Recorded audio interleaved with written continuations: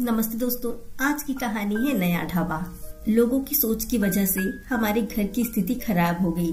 पति भी उनकी छोटी सोच की बातों में प्रभावित हो गए। चलिए कहानी को आगे बढ़ाते। मेरा नाम राखी है। आज मैं आपको अपनी कहानी सुनाने वाली हूँ। मेरे पति राजेश ने अपनी जिंदगी में बहुत मेहनत की। वो ज्यादा पढ़े लिखे नहीं थे, इसलिए हमेशा से मेहनत और मजदूरी का काम ही उन्हें मिला।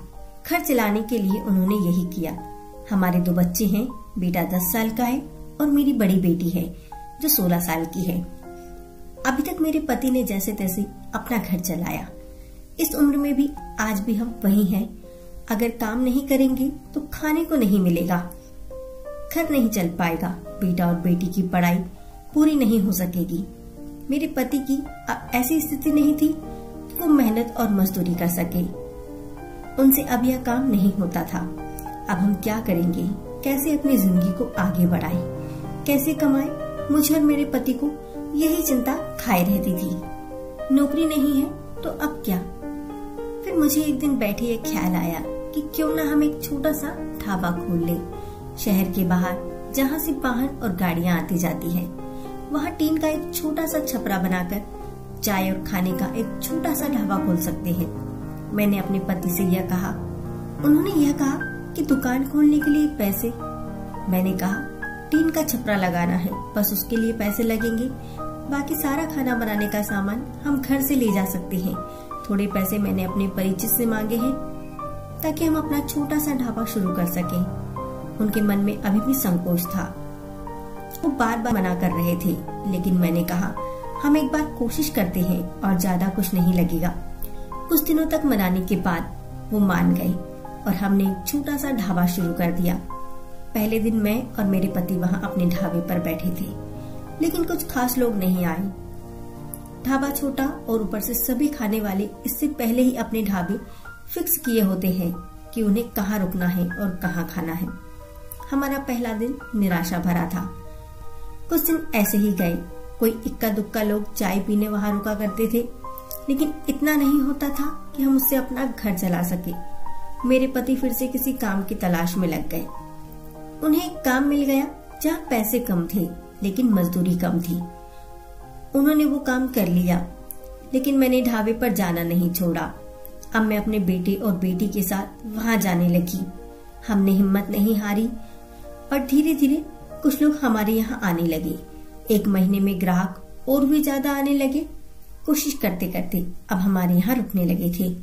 उन्हें घर जैसा खाना मिल रहा था, इसलिए हमारा छोटा सा ढाबा चल पड़ा।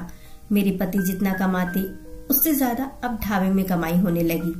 देखते ही देखते हमने जो छोटा सा ढाबा खोला था उससे हमारी आर्थिक स्थिति में बहुत सुधार हो गया। जो कर्जा लिया था वो भी उतर गया। हमें एक नई उम्मीद मिल गई कि सब कुछ अच्छा चल रहा था और ढाबे को खोले 6 महीने हो गए थे। हमारे चेहरे पर रंगत आ गई थी, लेकिन ऐसा कुछ हुआ जिसके बारे में सोचा भी नहीं था। एक दिन घर से जब हम लोग ढाबे के लिए जा रहे थे, तब मेरे पति कहते हैं, ढाबा आज से बंद, कोई अब वहाँ नहीं जाएगा। ये कहते वक्त वो बड़े ही गुस्से में थे। ऐसा गुस्सा मैंने उनके चेहरे पर आज तक नहीं देखा। मैंने बोला, क्या हुआ? क्या बोल रहे हो? इतना अच्छा हमारा ढाबा चल रहा है, आपको क्या हो गया आज? वो बोले, मैंने कहा ना, कोई भी अब वहाँ नहीं जाएगा, ना तू और ना तेरी बेटी। मैंने बोला, आप शांत हो जाइए, आपकी तबीयत ठीक नहीं है, आप आराम करें, हम लोग इस बारे में बात करते हैं।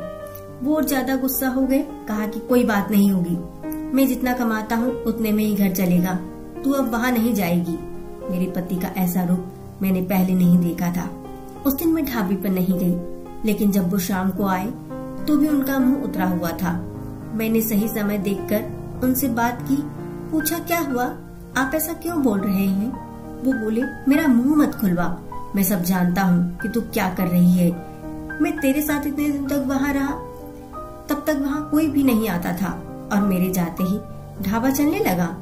आखिर ऐसा भी क्या हो गया? मेरे तो होश ही उड़ गए। वो क्या बोलना चाहते थे मैं समझ गई। ऐसी बात वो भी शादी के इतने दिनों बाद। उनके मुंह से सुनकर मुझे यकीन नहीं हो रहा था कि यह मेरे पति हैं। मैं एकदम खामोश हो गई। रात को मेरे आंसू नहीं रुक रहे थे। मेरे मुंह पर अब ढाबे का नाम भी नहीं आया। इस तरह की बातें सुनने के बाद मेरा अब कुछ करने का मन नहीं किया। उस दिन मैं खामोश हो गई। अब कुछ करने कहने को बचा ही नहीं था। मैंने सोचा था कि उनको कोई सफाई नहीं दूंगी, वो अपना काम करते रहे, लेकिन उनकी कमाई कम थी, उससे अच्छे से गुजारा नहीं हो पा रहा था। कुछ ही दिनों में जो पैसा जमा किया था वो भी खत्म हो गया। करीब 3 महीने बाद ही उनकी तबीयत खराब हो गई और वो बिस्तर पर आ गए। काम नहीं कर पा रहे थे, मैं जैसे तैसे उन्हें संभाल रही थी। घर में जब पैसा खत्म होने लगा तो कर्ज लेने की नौबत फिर से आ गई। मैं चाहती थी कि कहीं किसी के घर जाकर खाना बनाने या बर्तन धोने का काम करने लगूं, लेकिन उनकी तबीयत खराब थी और मैं नहीं चाहती थी कि मेरी किसी भी बात के कारण वो फिर से उसी तरह की बातें करे। एक दिन वो बिस्तर पर थे, मैं उनके लिए खाना बना रही थी। तब उन्होंने मुझे बुलाया। बोले, मैं जानता हूँ उस दिन की बात तुम्हें बहुत परेशान कर रही है, लेकिन और तुम्हें भी लग रहा होगा कि मैं तुम्हें यह कैसे बोल सकता हूँ, लेकिन वो शब्द और बातें मेरी नहीं थी। मेरे कानों में ऐसी बात आई थी, अपनी रिश्तेदारी में ऐसी बात हो रही थी। मैंने अपनी बीवी और बेटी को अकेले वहां छोड़ दिया। उन्हें देख लोग रुकते हैं जिससे कमाई हो रही है। इस तरह की बातें मैं बर्दाश्त नहीं कर सकता। 2 रोटी कम खा लेंगे, लेकिन यह सब नहीं सुनना था। समाज और यहाँ के लोग, खासकर अपने परिचित और रिश्तेदार, आपको आगे बढ़ता देख बहुत कुछ कहने लगते हैं, लेकिन लोग इस हद तक गिरे हैं, मुझे इसका पता नहीं था। और मेरे पति भी उनकी बातों में आ गए। उस समय मैं भी होती तो उनकी जगह तो शायद यही करती। मुझे भी उतना ही बुरा लगता, वही फैसला लेती जो उन्होंने लिया। मैंने उन्हें कहा कि वो शुभचिंतक जो अब आपकी मदद करने नहीं आएंगे, जाइए आप उनसे पूछ लीजिए, हमारे घर में खाने को नहीं है, आपकी तबीयत खराब है। आप बताएं कौन आया अब हमारी मदद करने। दुनिया किसी को खुश नहीं देख सकती, और अगर कोई मेहनत करके आगे बढ़ता है तो सारे प्रयास करके उसे पीछे धकेलने की कोशिश करती है। और आप उनकी बातों में आ गए। वो लोग सफल हो गए। सबको बात बनाना है, और अगर हम भूख से मर जाएं तो भी उन्हें बात मिल जाएगी। वो लोग कुछ समय तक बोलते, अगर हमें कोई फर्क नहीं पड़ता तो वो थक कर हार मान लेते, और वो पीठ पीछे ही इस तरह की बकवास कर सकते हैं। सामने आने की तो उनमें हिम्मत भी नहीं है। उस दिन मेरे पति की आंखें खुल गई। उन्होंने कहा कि तुम सच बोल रही हो, मैं ही पागल था। लोगों को सफाई देने और उनके आगे अच्छा बनने में अपना नुकसान करा लिया। अपने कर्म करते रहना चाहिए। जब हम गलत नहीं हैं तो हमें सफाई क्यों देना, क्यों डरना।